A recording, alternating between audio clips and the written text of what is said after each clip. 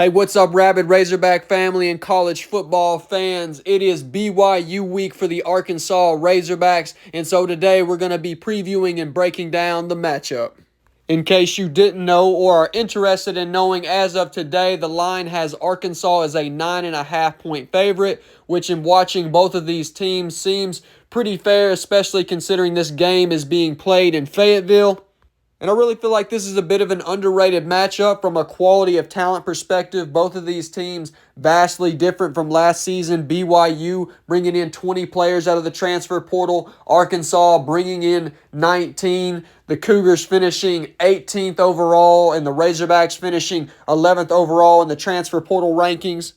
And the vast majority of those transfers have become starters or meaningful contributors for both programs.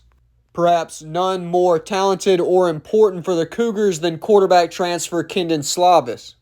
And he's really where I kind of want to begin this preview, a guy with a lot of arm talent. He's thrown for over 10,000 yards, 72 touchdowns, and 34 interceptions throughout his career. Started out at USC, where as a true freshman, he had his best season statistically, throwing for just over 3,500 yards, 30 touchdowns with 9 interceptions.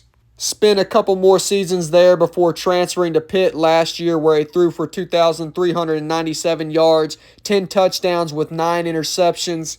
But like I said, a guy with a lot of arm talent, obviously a lot of experience, a proven commodity at this level, and someone even a lot of bigger programs would really love to have on their roster right about now. However, a weakness that I have personally noticed in his game is that he has a tendency to force passes. If you can speed him up, get some pressure rather than eat the play and take a sack or get rid of the football, he will try to make a throw that isn't there.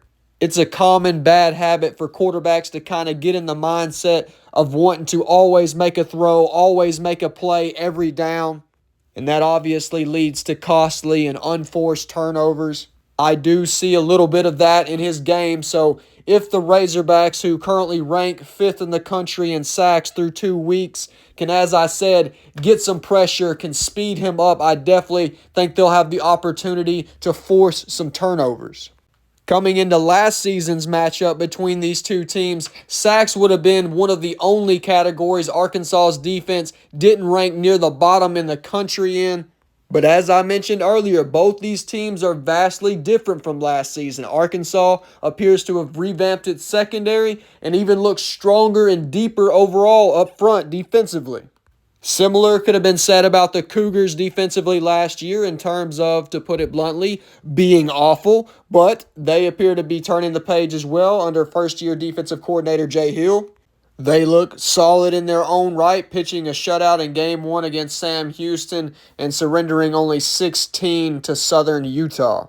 But when I look at these two teams individually, as a whole, I just think Arkansas has more at its disposal across the board. The Cougars are definitely talented. The Hogs are just ahead of them at this point. I absolutely love Kalani Sitake. He makes me want to watch BYU football, and I think he's worth his salt and deserves to be there.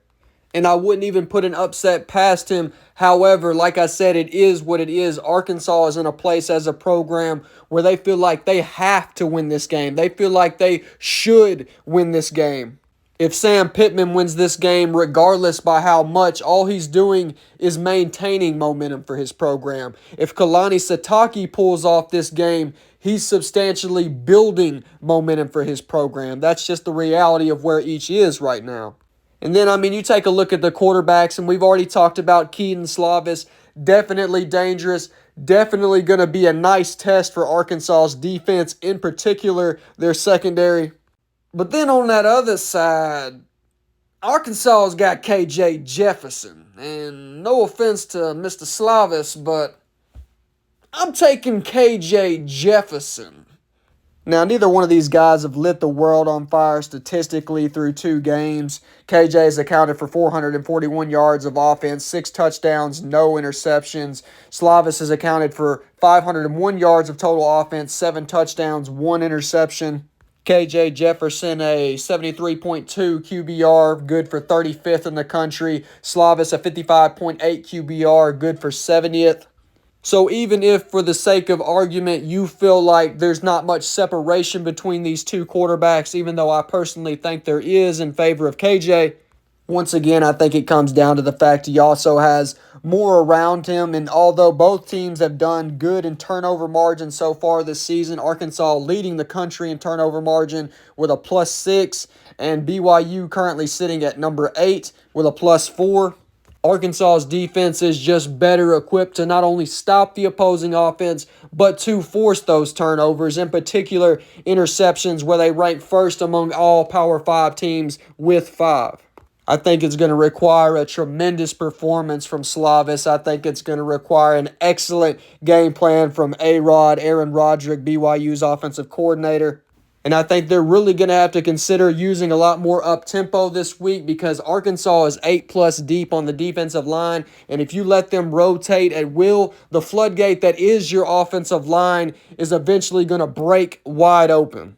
And although I feel like that will happen at some point in this game anyways, probably by the start of the fourth quarter, a good mix of tempo might be able to help them alleviate some of that. But to really round up and summarize my assessment of this game, in case you can't tell, I absolutely think Arkansas should and will win this football game. And I personally kind of expect them to cover that 9.5-point line as well. This is a game where I see BYU scoring somewhere around 20 to 27 points, Arkansas somewhere around 31 to 38. So if I was to settle on a score, probably about 24 to 34 Arkansas. Depending on the preparation of the teams, I could even see Arkansas running away with this game. However, conversely, if the Hogs overlook the Cougars, Kalani Sitake and his boys are certainly capable of driving a dagger into the heart of Razorback Nation. Regardless, one thing's for certain, we'll know a good deal more about both teams by the end of this one. I had the Hogs at 8-4 coming into the season, but a loss to BYU would certainly cause me to reevaluate my expectations. However, honestly and objectively speaking, I don't see that happen. Hogs win, and likely win by double digits. I'm excited to see it. Like I said, an underrated matchup in my mind, not just for Arkansas and BYU fans, but nationally. Comment and let me know your thoughts and opinions. Who do you think's going to win? Are you feeling confident? Are you feeling anxious? Somewhere in between? Let me know. Thank y'all for all the love and support. Y'all are certainly thought about, appreciated, and prayed for. Until next time, God bless, and of course, go Hogs!